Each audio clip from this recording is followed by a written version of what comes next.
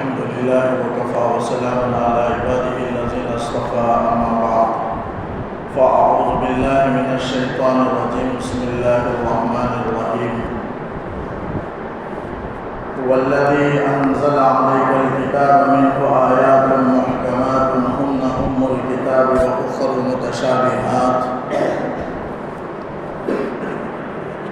فأما الذين في قلوبهم زيغ فيتبعون ما تشابه منه ابتغاء الفتنة وابتغاء تأويله وما يعلم تأويله إلا الله. بزرگان محترم، سورہ بقرہ کی آیت ہے، آیت نمبر 7 ہے. ابتدائی 6 آیات کی تفسیر الحمدللہ ہو چکی. اب یہ 7ویں آیت ہے سورہ آل عمران کی. یعنی عمران کے خاندان والوں کا اللہ تعالیٰ نے تذکرہ کیا، جیسے گزشتہ ہفتہ میں نے عرض کیا. اس لیے اس سورت کا نام آل عمران. اب عمران سے کون مراد ہے؟ تو اس سے مفسرین نے لکھا ہے کہ 2 عمران گزرے ہیں. ایک موسیٰ علیہ السلام کے والد کا نام بھی عمران ہے، اور ایک حضرت مریم علیہ السلام کے والد کا نام بھی عمران ہے. اور دونوں عمرانوں کے درمیان 1800 سال کا فاصلہ ہے. حضرت موسیٰ علیہ السلام کے والد وہ پہلے ہیں، اور اس کے 1800 سال کے بعد مریم علیہ السلام کے والد عمران. مفسرین نے دونوں مراد لیے ہیں. اکثر مفسرین نے لکھا ہے کہ حضرت مریم علیہ السلام کے والد عمران، چونکہ ان کے خاندان والوں کا، مریم کا، عیسیٰ علیہ السلام کا اس صورت میں اللہ نے تذکرہ کیا، اس لیے صورت کا نام آل عمران رکھا گیا. تو اس کی 7ویں آیت ہے هو الذی انزل علیک الکتاب. وہی خدا ہے، وہی ذات ہے جس نے آپ پر کتاب کو یعنی قرآن کو نازل کیا. منہ آیات محکمات، ان میں آیات محکمات بھی ہیں. ہن ام الکتاب، یہی آیات محکمات ہی قرآن کریم کی اصل ہیں، بنیاد ہیں. وَأُخَرُ مُتَشَابِهَاتٌ، اور دوسری بعض آیتیں متشابہ ہیں. تو یہاں اللہ تعالیٰ نے بتایا کہ قرآن کریم کی 2 طرح کی 2 قسم کے آیات ہیں. ایک آیات محکمات کہلاتی ہیں، یعنی محکم آیت. محکم قرآن کریم میں یہاں یہ بیان کیا گیا کہ بعض آیتیں محکم ہیں، بعض آیتیں متشابہ ہیں. لیکن قرآن کریم کی دوسری جگہ فرمایا کتاب احکمت آیاتہ، یعنی قرآن کریم کی پوری آیات محکم ہیں. اس کا مطلب یہ کہ ہر طرح کے نقص سے، ضعف سے یہ قرآن پاک بالکل پاک ہے. محکم کا وہاں وہ مطلب ہے. پوری آیات محکم ہے، اس میں کوئی ضعف نہیں، کوئی نقص نہیں، کوئی خرابی اور کمی نہیں. ہر اعتبار سے وہ محکم، اس اعتبار سے قرآن نے محکم کہا ہے اور پورے قرآن کو محکم کہا ہے.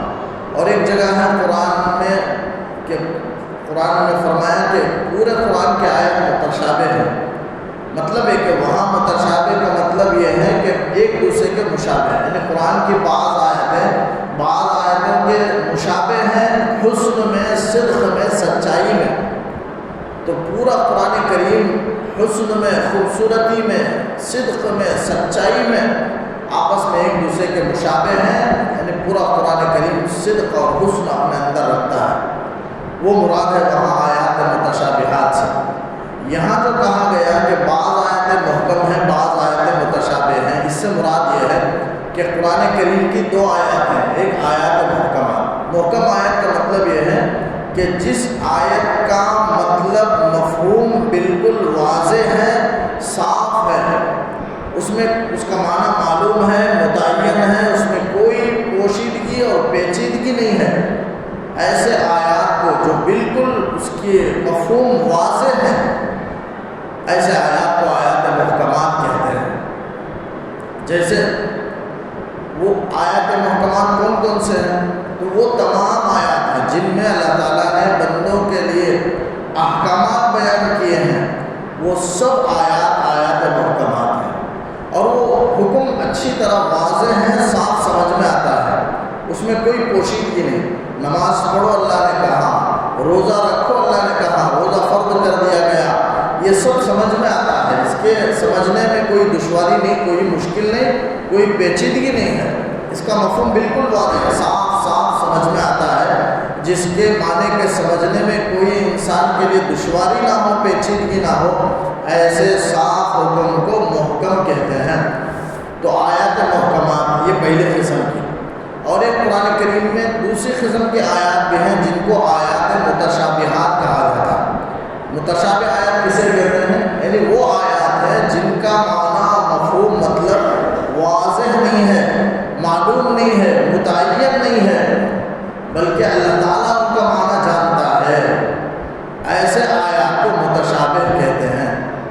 تو قرآن کریم میں دو قسم کے آیات ہیں، اور قرآن کہتا ہے دو میں اصل آیات محکمات ہیں، یعنی تمام احکامات کا انسان کے لیے حکم و عمل کرنے کے لیے دار و مدار وہ آیات محکمات ہیں جس پر انسان کو عمل کرنا ہے۔ تو آیات محکمات کا تعلق انسان کے عمل سے ہے، انسان کے لیے احکامات سے ہے، اور آیات متشابہات کا تعلق مغیبات سے ہے، غیب کی باتوں سے، غیب کی چیزوں سے، وہ اس پر عمل نہیں کیا جا سکتا، عمل منسوخ ہے آیات متشابہات پر، منسوخ ہے، لیکن وہ ایمان سے تعلق رکھتا ہے، غیب کی باتوں سے تعلق رکھتا ہے، اس کو آیات متشابہات کہتے ہیں۔ جیسے اس کے لیے ایک مثال پیش کرتا ہوں، جیسے الف لام میم ہے، اس کا معنی معلوم نہیں ہے، تمام مفسرین یہی کہتے ہیں کہ اللہ عالم بمرادہ بذلک، اس کے مراد کو، اصلی مراد کو اللہ کے علاوہ کوئی نہیں جانتا، اللہ ہی جانتا ہے۔ لیکن علماء بعض نے الگ الگ ایک اندازہ بیان کیا، الف سے مراد اللہ ہے، لام سے مراد جبرائیل، میم سے مراد محمد صلی اللہ علیہ وسلم، کہ اللہ نے حضرت جبرائیل کے ذریعے سے محمد صلی اللہ علیہ وسلم پر قرآن نازل کی۔ یہ سب اندازے کی باتیں ہیں، ورنہ حقیقتاً متشابہات کا علم اللہ کے علاوہ کسی کو نہیں ہے، اور اس کے پیچھے پڑھنے کا بھی حکم نہیں ہے ہمیں، بس حضور صلی اللہ علیہ وسلم آیات متشابہات میں سے حدیث میں جس کی تشریح کیے ہیں بس اتنا ہی علم ہے مفسرین کو، اس کے علاوہ آیات متشابہات کا علم مفسرین کو بھی نہیں، کسی کو نہیں، صحیح علم اللہ ہی جانتا ہے، اللہ کے سوا کسی کو آیات متشابہات کا علم نہیں ہے۔ ہم کو کیا کیا یقین رکھنا ہے؟ اتنا یقین رکھنا ہے کہ آیات متشابہات اللہ کی طرف سے ہیں، اور ان کا معنی، صحیح معنی اللہ ہی جانتا ہے، ہم اس کے معنی کو، حقیقی معنی کو ہم نہیں جانتے۔ یہ سمجھنا، یہ یقین کرنا اور اللہ پر ایمان لانا کہ اللہ کی طرف سے ہے، یہی اس آیت پر عمل ہے۔ آیات متشابہات پر عمل یہی ہے کہ اسے اللہ کی طرف سے سمجھے، اور یہ یقین رکھے کہ اس کا معنی اللہ ہی جانتا ہے اور ہم نہیں جانتے۔ تو قرآن کریم میں دو قسم کے آیات ہیں، تو ایک احکامات کی آیات ہیں، اسے آیات محکمات کہتے ہیں، اور جو چیزیں ایمان سے، غیب کی باتوں سے جو چیزیں تعلق رکھتی ہیں اور جن کا معنی معلوم نہیں ہے، مفسرین اس کے اندر بہت سی اقوال پیش کیے ہیں، یہ بھی ہو سکتا ہے، یہ بھی مراد ہو سکتا ہے، لیکن خدا کے اصلی مراد کو کوئی جان نہیں سکتا، ایسے آیات کو آیات متشابہات کہتے ہیں۔ تو دو قسم کے آیات محکمات وأخر متشابہات، درمیان میں اللہ تعالیٰ نے کہا ہن ام الکتاب، اس کا تعلق آیات محکمات سے ہے۔ ہن سے مراد یہ آیات محکمات ام الکتاب، کتاب کے اصل ہے، قرآن کریم کی بنیاد ہے، یعنی اسی پر عمل کرنا ہے مسلمانوں کو، آیات متشابہات پر عمل نہیں کرنا ہے، بلکہ آیات محکمات پر مسلمانوں کو عمل کرنا ہے، اس لیے کہ یہی کتاب کی بنیاد ہے، یہی کتاب کے اصل ہے۔ اور آیات محکمات قرآن کریم میں بہت زیادہ ہے، آیات متشابہات بہت تھوڑے ہیں، یعنی اللہ کے ذات کے سلسلے میں کہ اللہ تعالیٰ عرش پر مستوی ہے، مستوی ہے کا مطلب بیٹھا ہے، تو کیسے بیٹھا ہے، یہ ساری چیزیں متشابہات سے تعلق رکھتی ہیں۔ تو اللہ کی ہستی کے بارے میں، اللہ پر عرش پر مستوی ہونے کے سلسلے میں قرآن نے ید اللہ کہا، نور اللہ نور السماوات والارض کہا، یہ سب متشابہات سے تعلق رکھتے ہیں، یعنی اس کا صحیح معنی اللہ ہی جانتا ہے، اللہ کے علاوہ کوئی اس کا صحیح علم نہیں رکھتا۔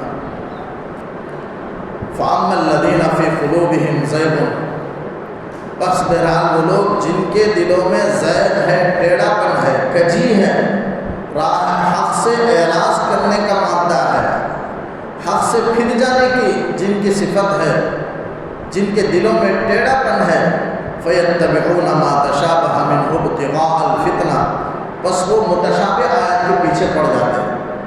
یعنی اللہ تعالیٰ اس آیت میں کہتا ہے، اشارہ دے رہا ہے کہ متشابہات کے پیچھے نہیں پڑنا چاہیے، اس سے کوئی فائدہ نہیں، اور اس کا صحیح علم اللہ ہی جانتا ہے۔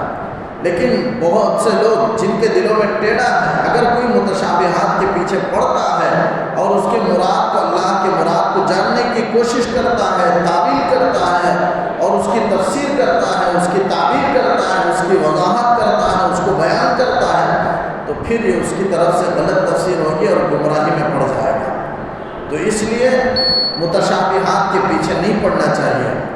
تو اللہ تعالیٰ کہتا ہے جو جن کے دل میں ٹیڑھا ہے، حق سے جو لوگ اعراض کرنے والے ہیں، حق سے ہٹنے والے، حق سے جو مائل ہیں، وہ لوگ پیچھے پڑ جاتے ہیں متشابہات کے۔ فَيَتَّبِعُونَ مَا تَشَابَهَ مِنْهُ، تو وہ متشابہات کے پیچھے پڑ جاتے ہیں، ابتغاء الفتنہ، کیوں؟ فتنہ پیدا کرنے کے لیے، فتنہ کو تلاش کرنے کے لیے اور فتنہ پیدا کرنے کے لیے وہ متشابہات کے پیچھے پڑ جاتے ہیں۔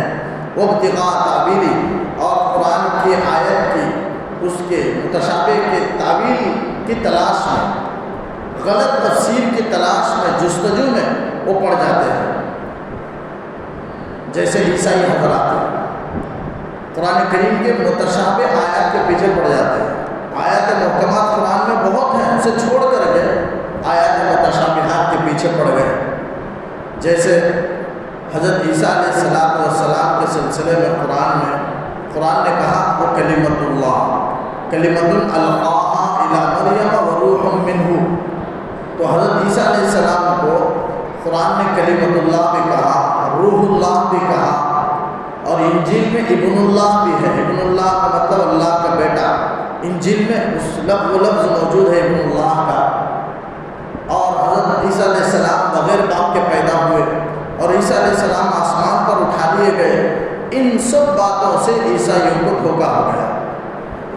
اب قرآن میں عیسیٰ علیہ السلام کے سلسلے میں آیات محکمات بھی ہیں، صاف صاف آیت ہے کہ حضرت عیسیٰ علیہ السلام مریم کے بیٹے ہیں، ذالک عیسی ابن مریم، یہ آیت محکمات ہے، یعنی اس کے سمجھنے میں کوئی دشواری نہیں ہے، پیچیدگی نہیں ہے، بات بالکل صاف سمجھ میں آتی ہے کہ وہ مریم کے بیٹے عیسیٰ ہیں، ذالک عیسی ابن مریم، یہ آیت محکم ہے۔ اور حضرت عیسیٰ کے سلسلے میں اللہ نے کہا کہ عبداللہ، وہ اللہ کے بندے ہیں، نبی کر کے کہا، حضرت عیسیٰ علیہ السلام نبی ہیں، یہ سب صاف آیتیں ہیں۔ ان سب کو چھوڑ دیے عیسائی، عبداللہ کے لفظ کو چھوڑ دیے، نبی کے لفظ کو چھوڑ دیے، اور ان مثل عیسیٰ عند اللہ کمثل آدم، عیسیٰ علیہ السلام کی مثال اللہ کے نزدیک آدم جیسی ہے، یعنی آدم علیہ السلام جیسے بغیر ماں باپ کے پیدا کیے گئے، ایسے ہی حضرت عیسیٰ علیہ السلام بغیر باپ کے پیدا کیے گئے۔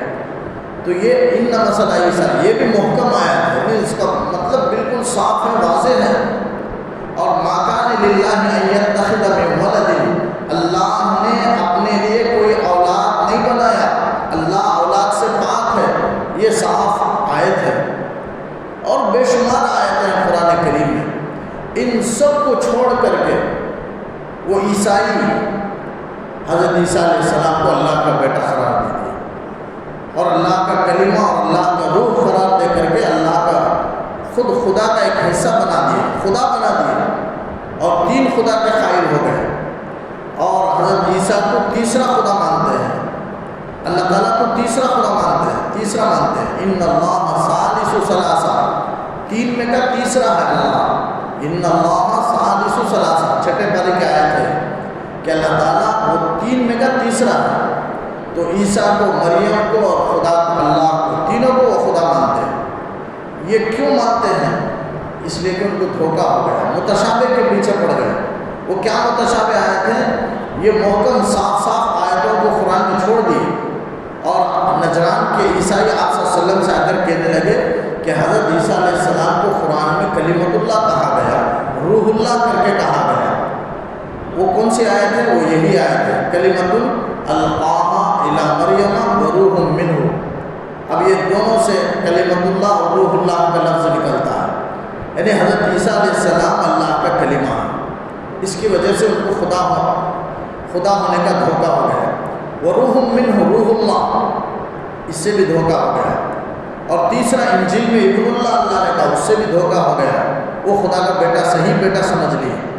اور تیسرا وہ بغیر باپ کے، چوتھا بغیر باپ کے وہ پیدا کیے گئے، اس لیے ان کو دھوکہ ہو گیا۔ اور پھر وہ آسمان پر اٹھا لیے گئے، اس لیے ان کو خدا ہونے کا دھوکہ ہو گیا۔ یہ سب آیات متشابہات ہیں۔ کلمۃ اللہ کا کیا مطلب ہے؟ کلمۃ اللہ کا مطلب یہ ہے کہ ہر انسان کو اللہ تعالیٰ ماں باپ کے میلاد سے پیدا کرتا ہے، یہ اللہ کی عادت ہے، فطرت ہے۔ لیکن حضرت عیسیٰ علیہ السلام کو اللہ نے ماں باپ کے بغیر پیدا کیا، دو ملاپ کے، انسانوں کے جنس کے ملاپ کے بغیر کلمہ کن سے پیدا کرنا۔ اس لیے کہ اللہ تعالیٰ کسی بھی چیز کو وجود میں لانا چاہتے ہیں تو کن کہتے ہیں، ہو جاتا ہے۔ کن کے معنی عربی میں ہو جاتا ہے، وہ چیز ہو جاتی ہے۔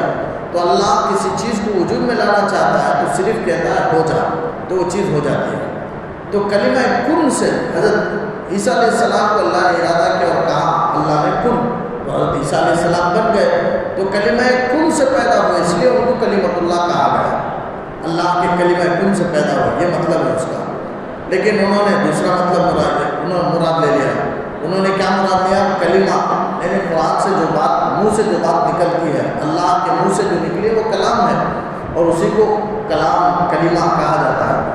اور کلمہ جو ہے وہ انسان کی ذات کا ایک حصہ ہوتا ہے، صفت ہے وہ، اور صفت انسان کی ذات کا ایک حصہ ہوتا ہے۔ تو اس لیے وہ خدا کا ایک حصہ سمجھ لیے حضرت عیسیٰ علیہ السلام کو۔ تو یہ کلمۃ اللہ سے مفہوم انہوں نے نکال لیا۔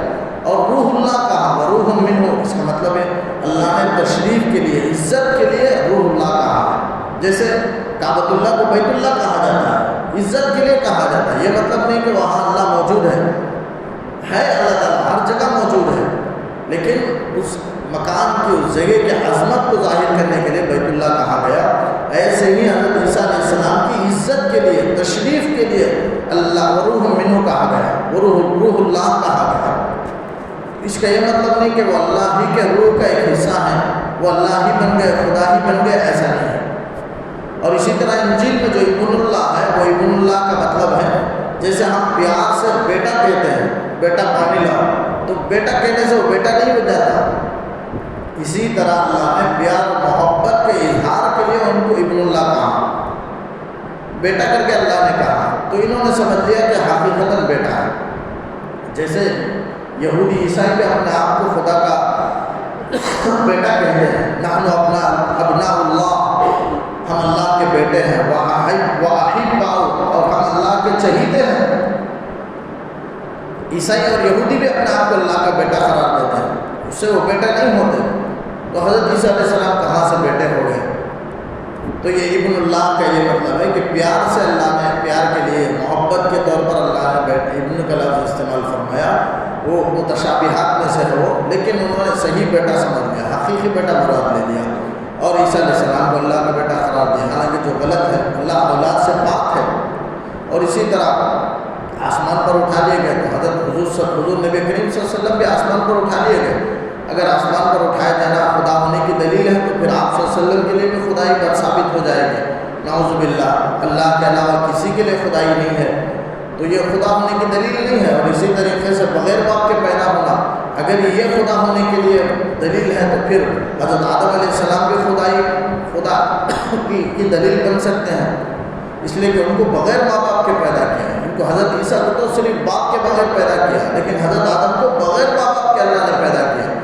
اگر بغیر باپ کے پیدا ہونا خدائی ہونے کی دلیل ہے تو پھر آدم علیہ السلام خدا، اس دلیل کے اعتبار سے خدا ثابت ہو جائیں گے، نعوذ باللہ۔ تو مطلب یہ کہ یہ ساری باتیں خدا ہونے کی دلیل نہیں ہیں، ان کو دھوکہ ہو گیا ہے۔ ساری باتیں میں نے تفصیل کے ساتھ عرض کر دی۔ تو بہرحال یہ آیات متشابہات ہیں، ان کے پیچھے نہیں پڑنا چاہیے۔ تو اللہ تعالیٰ کہتا ہے جن کے دل میں کچی ہے، ٹیڑھا پن ہے، جو جن کے مقدر میں گمراہی ہے، وہ آیات متشابہات کے پیچھے پڑتے ہیں۔ جیسے کہ آج بھی بعض اہل بدعت ہیں، بدعتی لوگ ہیں، وہ بھی متشابہات کے پیچھے پڑ جاتے ہیں۔ یہ قرآن و سنت میں جو عقائد بیان کیے گئے صاف صاف واضح، اسے چھوڑ کر کے اپنے طریقے سے انہوں نے عقائد گھڑ لیے اور اس کے صحیح ہونے کے لیے متشابہات کو پیش کرتے ہیں دلیل میں، اور متشابہات پر استدلال کرتے ہیں، غلط استدلال کرتے ہیں۔ جیسے یہاں عیسائی غلط استدلال کرتے ہیں محکم کو چھوڑ کر، ویسے بدعتی بھی محکم اور صاف واضح قرآن و سنت کے پیغامات کو چھوڑ کر اپنے طریقے سے عقائد جو گھڑ لیے گئے ہیں بدعتیوں کے، اس پر وہ متشابہات کو بنیاد بنا کر کے متشابہات کی آڑ میں وہ کفر بدعت کو اپناتے ہیں۔ بدعتیوں کا بھی یہی حال ہے، اور بہت سے بعض لوگ ایسے ہیں جو بیکار باتوں کے پیچھے بیکار بحث میں فضول بحث میں پڑتے ہیں۔ ایسے بھی بعض لوگوں کی جماعت ہے، جیسے یہودیوں کی اور بدعتیوں کی، عیسائیوں کی اور بدعتیوں کی جو جماعت ہے جو غلط استدلال کرتے ہیں، متشابہات کے پیچھے پڑ جاتے ہیں۔ ایسے بھی ایک الگ جماعت ہے جو بالکل فضول بحثوں میں پڑ جاتے ہیں، جس سے کوئی فائدہ نہیں۔ کام آنے کی چیزوں کے پیچھے پڑنا چاہیے، اسے جاننے کی فکر رکھنا چاہیے۔ جیسے نماز کے کتنے مسائل ہیں معلوم نہیں، روزے کے کتنے احکامات مسائل ہیں اور اسے قضا کرنے کے مسائل ہیں، کتنے روزے قضا ہو گئے، چھوٹتے ہوئے چلے گئے، اس کے قضا کی کوئی فکر نہیں، اس کے کتنے مسائل ہیں، زکوٰۃ کے، حج کے مسائل ہیں، نکاح اور طلاق کے مسائل ہیں، ماں باپ کے حقوق کے سلسلے میں، پڑوسیوں کے حقوق کے سلسلے میں، بھائی بہنوں کے حقوق کے سلسلے میں کتنی باتیں جو عمل کرنے کے اعتبار سے ہیں، جو انسان کو سیکھنے ہیں، وہ چھوڑ دیتے ہیں، کام کی باتیں چھوڑ دیتے ہیں، بیکار فضول بکواس میں فضول بحثوں میں پڑ جاتے ہیں۔ جیسے پوچھتے ہیں، یہ بھی متشابہات کے پیچھے پڑنے کے مشابہ ہیں۔ ان لوگوں کو ایسا نہیں کرنا چاہیے۔ جیسے پوچھتے ہیں اصحاب کہف کا کتا کالا تھا سفید تھا، اگر معلوم ہو جائے سفید تھا یا صحیح جو کلر تھا جو رنگ تھا معلوم ہو جائے تو اسے کیا فائدہ ہے؟ کوئی فائدہ نہیں۔ اگر معلوم ہو جائے کہ کالا تھا پھر کیا عمل کے اعتبار سے کیا تعلق ہے اس کا؟ کوئی تعلق نہیں۔ تو ایسے بیکار چیزوں کے پیچھے پڑ جاتے ہیں۔ اصحاب کہف کی تعداد کتنی تھی؟ قرآن خود کہتا ہے سیقولون ثلاثۃ ورابعهم کلبهم، بعض کہتے ہیں کہ 3 تھے، چوتھا کتا تھا، ویقولون خمسۃ سادسهم کلبهم، اور بعض کہتے ہیں کہ 5 تھے اصحاب کہف اور 6واں کتا تھا۔ اس کے بعد سبعۃ وثامنهم کلبهم، بعض کہتے ہیں کہ 7 تھے اور 8واں ان کا کتا تھا۔ اللہ تعالیٰ بیان نہیں کیا، قل ربی اعلم بعدتہم، نبی سے کہا اے نبی آپ بتا دو کہ اس کی گنتی اللہ ہی زیادہ بہتر جانتا ہے۔ اللہ تعالیٰ گنتی نہیں بتایا کتنے تھے، اتنا کہا کہ نبی کو آپ امت کو کہتے ہیں کہ اس کی گنتی اللہ ہی جانتا ہے اور نہیں بتایا گیا، اس سے تمہارا کیا فائدہ ہے؟ اس سے اگر معلوم ہو جائے تعداد تو اس سے تمہارا کیا فائدہ ہے؟ تو ایسے بیکار چیزوں کے کتے کے رنگ کے سلسلے میں، اصحاب کہف کی تعداد کے سلسلے میں، یا زمانۂ فطرت میں، یعنی حضرت عیسیٰ علیہ السلام اور حضور نبی کریم صلی اللہ علیہ وسلم، ان دو کے درمیان جو 600 سال کا فاصلہ ہے، اس زمانے کے لوگ جس میں نبی نہیں آئے وہ جنتی ہیں یا جہنمی ہیں؟ جنتی ہونا جہنمی ہونا یہ ہمارے فیصلے پر نہیں ہے، خدا کے فیصلے پر ہے۔ لہٰذا ایسے لوگ سوال کرتے ہیں بیکار چیزیں، حضرت موسیٰ علیہ السلام کی والدہ کا نام کیا ہے، ایسے بے شمار سوالات ہیں لوگ کرتے ہیں، اس کے پیچھے پڑ جاتے ہیں۔ ایسے سوالات کے پیچھے نہیں پڑنا چاہیے۔ بہرحال یہ سب فضول بحثیں ہیں، عمل سے اس کا کوئی تعلق نہیں ہے، بچنا چاہیے۔ وما يعلم تأويله إلا الله، حالانکہ اس کی صحیح تفسیر اللہ ہی جانتا ہے، نہیں جانتے ہیں صرف اللہ، یعنی اللہ کے علاوہ کوئی صحیح تفسیر نہیں جانتا۔ متشابہ کا آیات متشابہ کی تفسیر اور اس کی صحیح توضیح، صحیح علم اللہ ہی جانتا ہے، اللہ کے علاوہ کوئی نہیں رکھتے۔ یا الا اللہ میں میم وقف لازم، جو رموز اوقاف ہیں، وقف کرنے کے جو اشارے ہیں، رموز ہیں، اس میں سے میم ایک ہے۔ میم کا مطلب جیسے قرآن کریم پڑھتے ہوئے آپ گول نشان ہے، دائرے کی شکل میں اسے آیت کہتے ہیں، اور اس کے اوپر کبھی جیم ہوتا ہے کبھی تا ہوتا ہے. جیم ہو تو یہ وقف جائز کی علامت ہے، یعنی ٹھہرنا جائز ہے، ملا کر بھی پڑھ سکتے ہیں. اگر تا ہے تو ٹک جائے، وقف مطلق کی علامت ہے. تو ایسے علامات ہوتے ہیں. بہرحال جہاں وہاں ملا کر بھی پڑھ سکتے ہیں، ٹھہر بھی سکتے ہیں اگر دو آیت کے اوپر کوئی آئے. لیکن کبھی کبھی آیت کے درمیان میں جو ایک دو چیزیں اہم ہیں اس کا ذکر کرتا ہوں قرآن کی تلاوت کے سلسلے میں. ایک ہے میم، ایک ہے لام الف.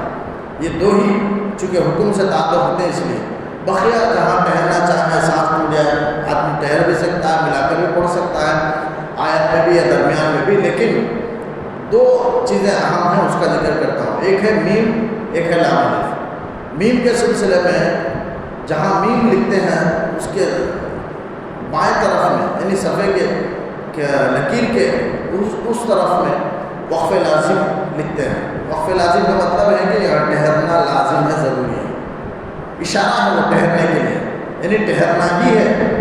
جیسے آدمی گاڑی میں جا رہا ہوتا ہے، اسے سگنل ٹرافک میں لال لائن آتا ہے، گرین لائن ہو تو جانے کی علامت ہے. اگر بالکل لال لائن ہے، ریڈ ہے، تو پھر وہ ٹھہر جانے کی، رک جانے کی علامت ہے. جیسے وہ اشارہ ہے، ویسے ہی قرآن کریم میں پڑھتے ہوئے اشارات ہیں کہ یہاں ٹھہرنا ہے یا نہیں ٹھہرنا ہے، جانا ہے. تلاوت کرتے ہوئے تلاوت کے سلسلے کو جاری رکھنا ہے یا روکنا ہے. تو میم اگر آ جائے تو یہ لال لائن کی طرح ہے. جیسے راستے میں جاتے ہوئے ٹرافک کے جو سگنل ہے، لال اگر بتی دکھائے تو ٹھہرنے کی علامت ہے کہ رک جائے. اسی طرح میم ہے، یہ ٹھہرنے کی وقف لازم ہے. یہاں ٹھہرنا ضروری ہے، ٹھہر جائے ورنہ معنی بدل جائے گا. کیسے؟ جیسے اردو میں مثال سے سمجھاتا ہوں. جیسے مثال کے طور پر روکو مت جانے دو، یعنی کوئی شخص جا رہا ہے تو اسے روکو، جانے مت دو، یہ مطلب ہے روکو مت جانے دو. اب اگر کوئی اسے روکو پر میم وقف لازم لگا دے تو وہاں ٹکنا ہے، روکو جانے مت جانے دو. اگر کوئی میم کو توڑ کر کے اگر پڑھے روکو مت جانے دو تو مطلب یہ ہے کہ جانے دو اسے، روکو مت، یہ مطلب ہو جائے گا.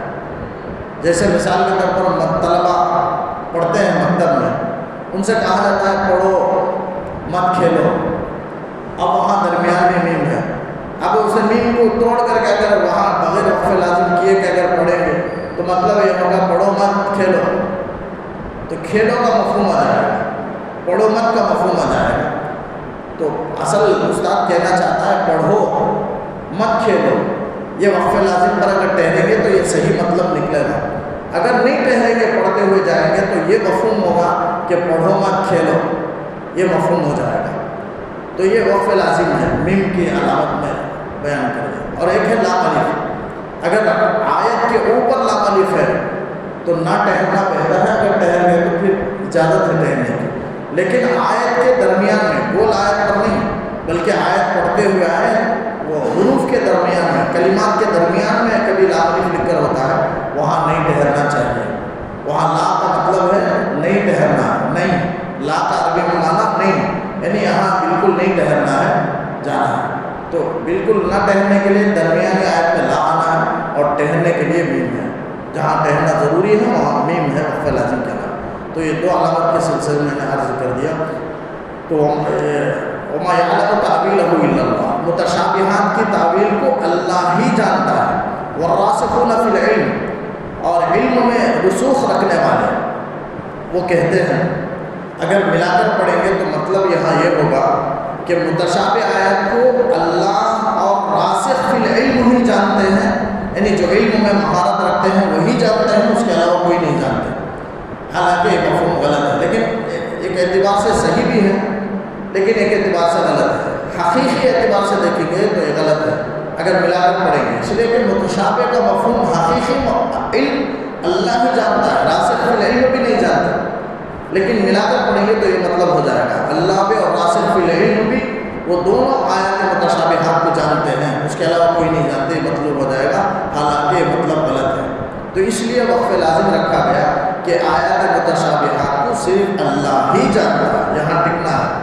اس کے بعد ہے والراسخون فی العلم. راسخ فی العلم یقولون، وہ کہتے ہیں، یعنی وہ بھی نہیں جانتے، لہٰذا وہ کہتے ہیں کہ یقولون آمنا بھی، ہم متشابہ آیات پر ایمان لائے، یعنی ہمارا ایمان تو ہے لیکن اس کے معنی کو ہم نہیں جانتے. یہ راسخ فی العلم کہتے ہیں، یہ مطلب ہے اس کا۔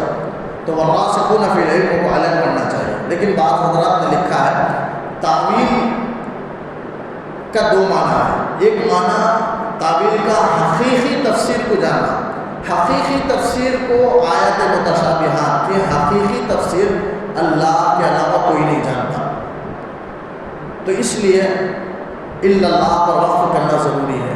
تعویل کا پہلے معنی کے اعتبار سے وقف کرنا، اور تعویل کا ایک دوسرا معنی بھی آتا ہے۔ دوسرا معنی کیا ہے؟ کسی بھی چیز کی تفسیر کرنا، توضیح بیان کرنا۔ اس اعتبار سے ملا کر بھی پڑھ سکتے ہیں، کیونکہ راسخ فی العلم بھی اللہ تو جانتا ہے، اور جو علم میں مہارت رکھتے ہیں وہ بھی صحیح تفسیر کو جانتے ہیں، ورنہ قرآن مجید کی صحیح تفسیر نہیں ہوگی۔ تو راسخ فی العلم قرآن کریم کی صحیح تفسیر جانتے ہیں قرآن و سنت کی روشنی میں، اس لیے یہاں پر راسخون فی العلم ملا کر پڑھنا بھی جائز ہے۔ ویسی صورت میں تعویل کا دوسرا معنی مراد ہوگا۔ یقولون آمنا بہ، تو راسخ فی العلم کا طریقہ کیا ہے؟ ان کا طریقہ یہ ہے کہ وہ کہتے ہیں کہ ہم آیات متشابہات پر ایمان لائیں، کل من عند ربنا۔ ان کا یہ اقرار ہے کہ کل کا کل قرآن مجید میں کل کا کل، پورا کا پورا یہ اللہ کے ہمارے پروردگار کی طرف سے ہے، یعنی اللہ کی طرف سے ہے۔ آیات محکمات بھی اللہ کی طرف سے، آیات متشابہات بھی اللہ کی طرف سے ہیں، اور ان کا پورا معنی اللہ ہی جانتا ہے، متشابہات کا ہم نہیں جانتے۔ وما یذکر الا اولو الالباب، اور نصیحت حاصل نہیں کرتے مگر عقل مند ہی، یعنی عقل مند ہی اس سے نصیحت حاصل کرتے ہیں۔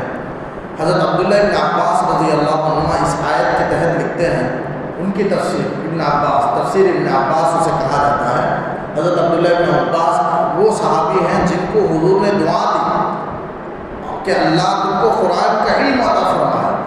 یہی وجہ ہے کہ وہ رئیس المفسرین ہیں، تمام مفسرین میں سردار، حاکم، رئیس، وہ مفسرین میں سب سے بڑے مفسر آپ کی امت میں وہ حضرت عبداللہ ابن عباس ہے۔ ان کی تفسیر بھی میرے پاس موجود ہے، وہ تفسیر ابن عباس اسے کہا جاتا ہے۔ اس کے تحت میں اس آیت کے تحت میں وہ لکھتے ہیں یہاں اولو الالباب سے مراد ہے، یعنی عقل مند ہی نصیحت حاصل کرتے ہیں، جو عقل مند نہیں ہی وہ قرآن کے آیتوں سے نصیحت حاصل نہیں کرتے۔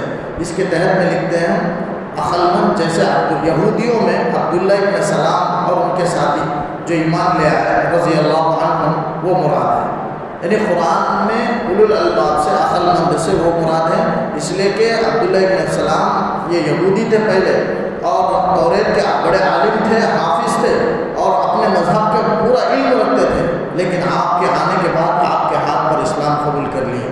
یہ سچائی کے طالب تھے، دین حق کے طالب تھے، لہذا فوراً جب دین حق آیا آپ صلی اللہ علیہ وسلم پر اسلام قبول کر لیے۔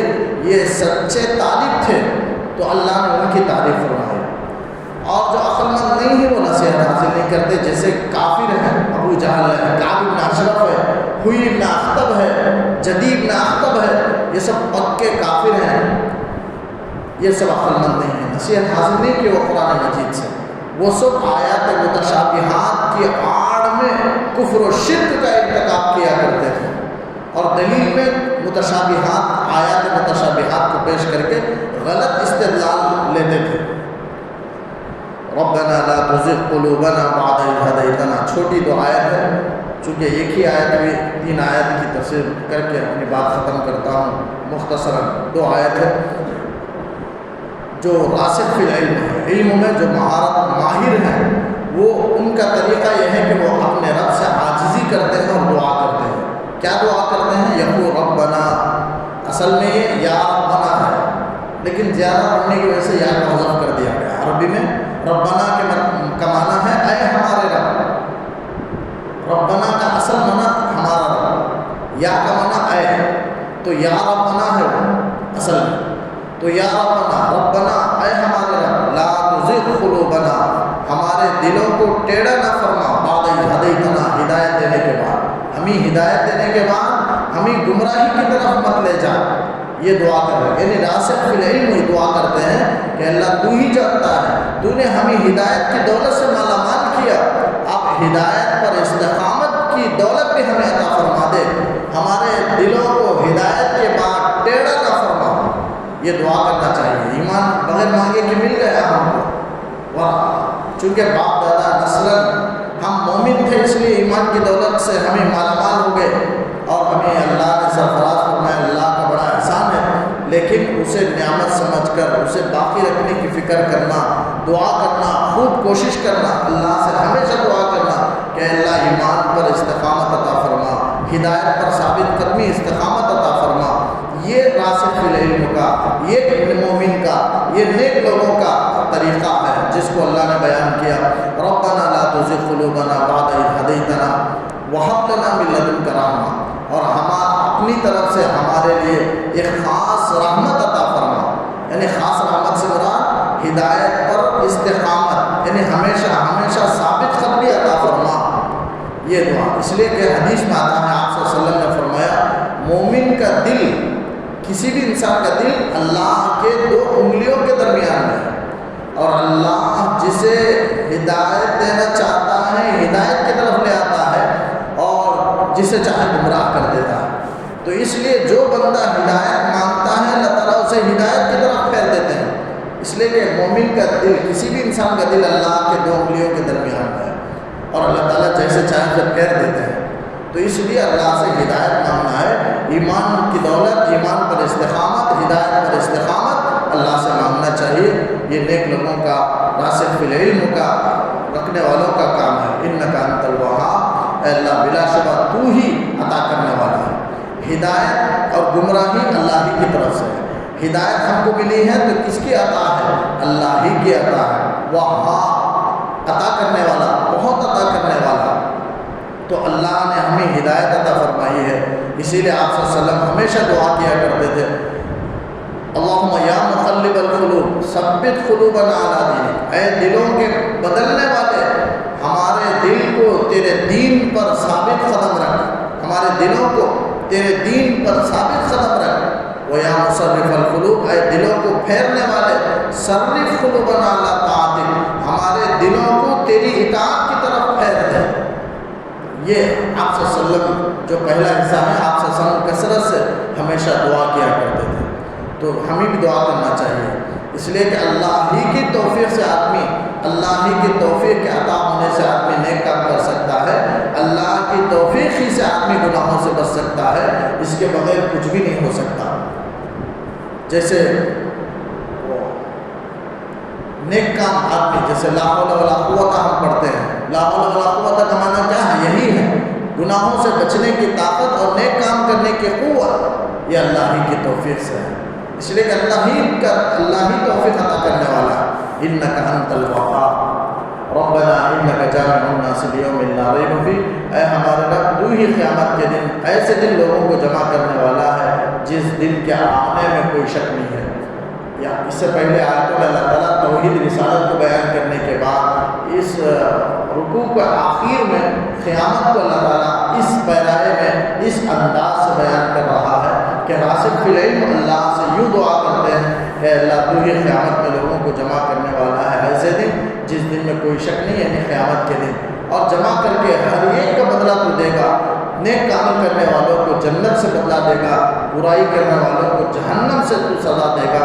ان اللہ لا یخلف المیعاد، یہ اچھائی کا، جنت کا، رضامندی کا اور خوشی کا جتنے بھی اللہ تعالیٰ کے وعدے ہیں، یہ سب وعدے کا اللہ خلاف نہیں کرتا۔ ان اللہ بلا شبہ اللہ تعالیٰ لا یخلف المیعاد، اپنے وعدے کی خلاف ورزی نہیں کرے گا، بلکہ ضرور قیامت لے آئے گا تاکہ نیک لوگوں کو جنت عطا کر سکے، اور قیامت کا دن اللہ تعالیٰ ضرور لے آئے گا تاکہ برے لوگوں کو جہنم میں ڈال کر کے سزا دیا جا سکے، دونوں برابر نہ ہوں، نیک لوگ اور برے لوگ دونوں برابر نہیں ہو سکتے۔ نیک لوگوں کو یقیناً بدلہ ملے گا، قیامت میں جمع کرے گا۔ قیامت کو لانا ہی اسی لیے ہے تاکہ اچھے لوگوں کو جنت سے بدلہ دے، برے لوگوں کو جہنم سے اللہ تعالیٰ سزا دے۔ بس یہاں تک یہ سورہ آل عمران کے پہلے رکوع کا اختتام ہے، آخری آیت۔ اللہ تعالیٰ سے دعا ہے کہ اللہ تعالیٰ کئی بھی سنی باتوں پر کہنے سننے سے تعمیل کی